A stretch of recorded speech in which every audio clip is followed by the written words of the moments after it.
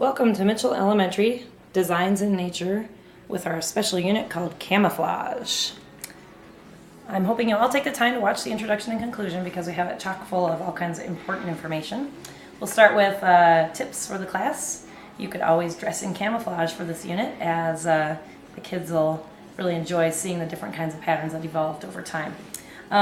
We have a suggested use of our class day on our outline, and it suggests that you have a 15-minute setup with no kids. You have a 15-minute introduction, which could include a puppet show, or we have a slideshow this time. Then there are 4 centers. We suggest between 15 and 20 minutes. The first one always seems to go super fast and you're scrambling, but by the 4th one you've got your rhythm down, and feel free to take out or add to your centers as the time goes on. You'll maybe realize that this is too much for a kindergartner or whatever, so just keep on moving through it. Then we have a 15-minute conclusion, which is usually just a recap. If you have time, you do the snack. If not, you might leave the snack behind. And then you carefully and concisely clean up and put away the materials.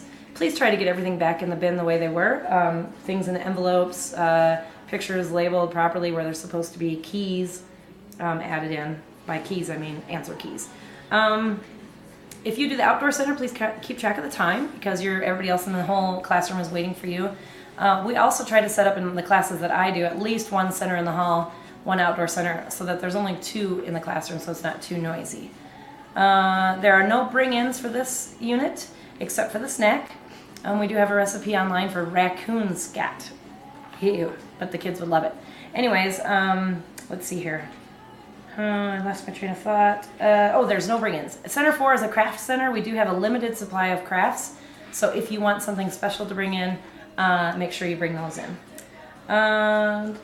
So here we have our introduction. Online you can find our outline.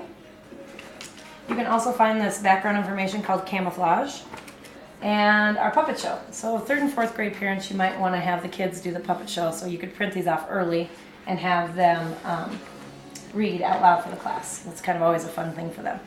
So on to camouflage. I'm going to take a peek at our background information. Camouflage is designed to conceal. It came into common usage during World War I when armies had to disguise their men in operations from air attack.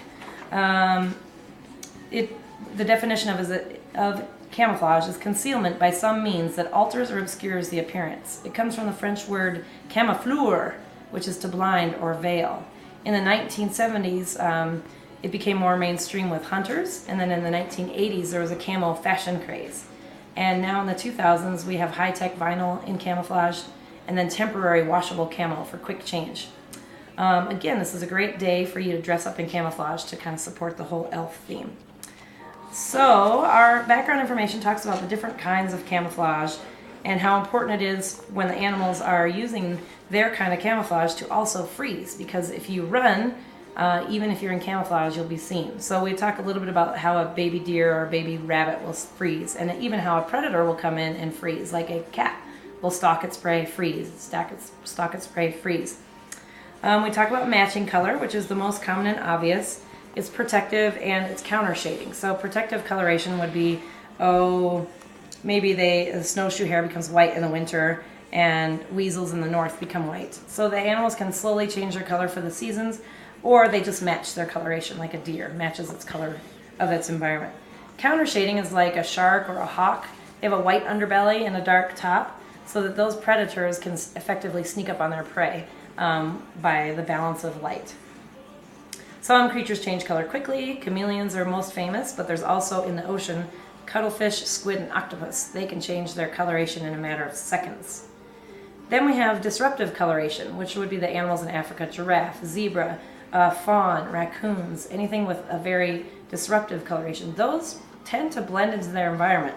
It eliminates the sharp outline of the body so that the animals can hide. Shape and texture also have been copied to provide near invisibility. We have an American toad, inchworm, leaf bug, walking stick. All those blend dramatically into their environment by copying the shape and texture. Those combined with holding still make them nearly invisible. We also have a decorator crab and caddisfly larvae who take materials from their environment and attach it to their bodies, and then they blend in perfectly. Many people know about warning coloration with a skunk or a monarch butterfly, poison dart frogs, Those have warning coloration, and then there's their counterpart, the maskers or the mimickers. And a viceroy butterfly looks the same as a monarch butterfly, but everything stays away from the viceroy as well because it looks poisonous. So they call that protective mimicry. And finally, we have things that are called flash coloration, which looks scary. So we have an Io moth, which is pictured here on this page, with the big eyes on its wing, and if it flashes that, it's going to scare away its predator. There's also all kinds of tropical fish and other kind of bugs that have fake eyes on their abdomen rather than their head so that they can hopefully survive an attack. So that's the background information. That's just kind of stuff you can talk about for the opening questions. We also always on the outline have opening questions you can ask the kids. And you could do those opening questions before or after your puppet show. The puppet show has a few friends. There's 5 puppets, but someone could be the fox and the eft because the fox and the eft only have 1 line each. Otherwise, we got all our puppets here. It's about a birthday party. It's a surprise party for the eft. So this puppet show covers blending in. It covers the importance of holding still. The rabbit talks about how he changes colors in the, well, he's red right now, but he changes color in the winter to become white. And then we have warning coloration of the skunk. So little Mousy wants to throw a party for the eft. And they have a cake. And the eft is here. He's a little salamander looking thing, and he's got warning coloration as well. So anyways, that's a really quick way to introduce the camouflage unit to the kids. They usually enjoy the puppet show, so we always encourage that. We have 2 slideshows with scripts in here. Always, it's important. One is grades K through 2, and one's grades 3 through 6. Always talk to the teacher first and give it a trial run. Sometimes the computer doesn't like to talk to our discs. But there are 2 in here. One's labeled slides and one are unlabeled. So you can choose which one to use for your age-appropriate elf day. We also say that this slideshow would be great to have 3 volunteers. 1 to read the script, 1 to point out on the screen. Since it's camouflage, it's kind of hard to see. Of course, you want to let the kids see if they can see it first, and then point. And then 1 to kind of sit at the computer and click through.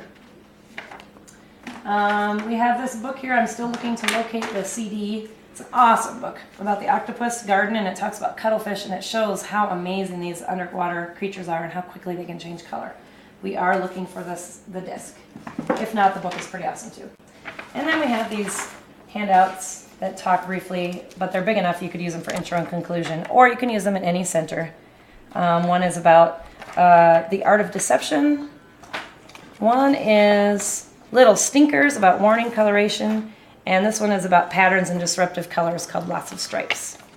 So you can take a peek at those when you have time. For the conclusion, we just do the same old usual sharing circle or read a story.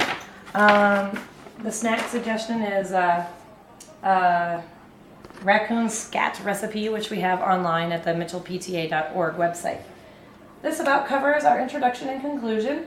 And I think I covered everything else as far as the class goes. If you have any questions, please email us at mitchellelf@gmail.com. Thank you.